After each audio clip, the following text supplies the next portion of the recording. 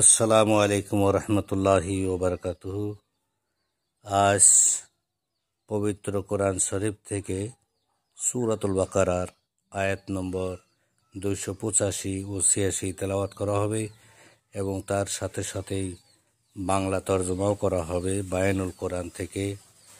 আল্লাহুম্মা সাল্লি আলা মুহাম্মাদিন ওয়া আলা আলি মুহাম্মাদিন কামা সাল্লাইতা আলা ইব্রাহিম وعلى آل إبراهيم إنك حميد مجيد اللهم بارك على محمد وعلى آل محمد كما باركت على إبراهيم وعلى آل إبراهيم إنك حميد مجيد أعوذ بالله من الشيطان الرجيم بسم الله الرحمن الرحيم آمن الرسول بما أنزل إليه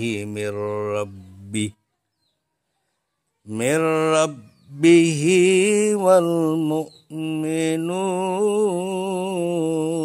والمؤمنون كل آمن بالله وملائكته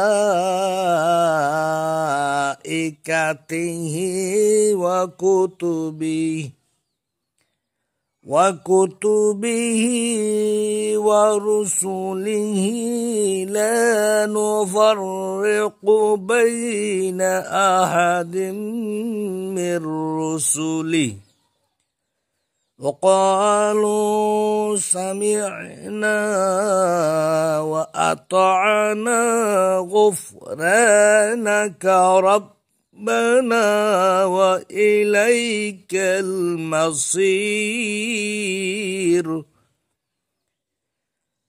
لا يكلف الله نفسا إلا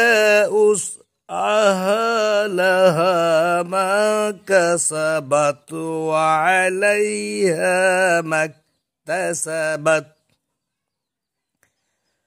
ربنا لا تؤاخذنا إن نسينا أو أخطأنا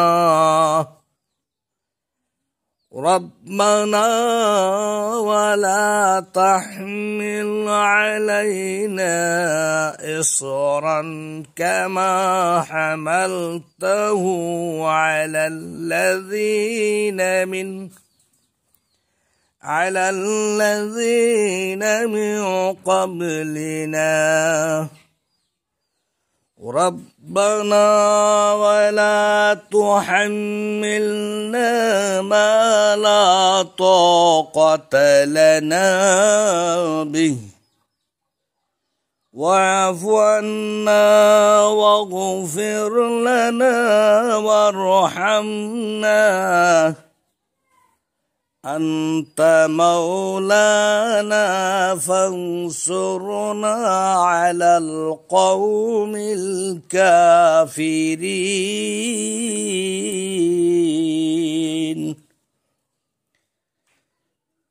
রসূল তার নিকট তার রবের পক্ষ থেকে নাজিলকৃত বিষয়ের প্রতি ঈমান এনেছে, আর মুমিনগণও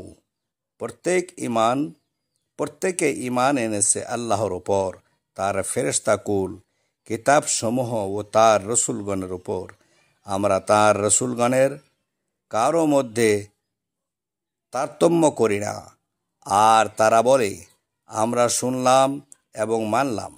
হে আমাদের রব, আমরা আপনারই ক্ষমা প্রার্থনা করি, আর আপনার দিকেই প্রত্যাবর্তন স্থল।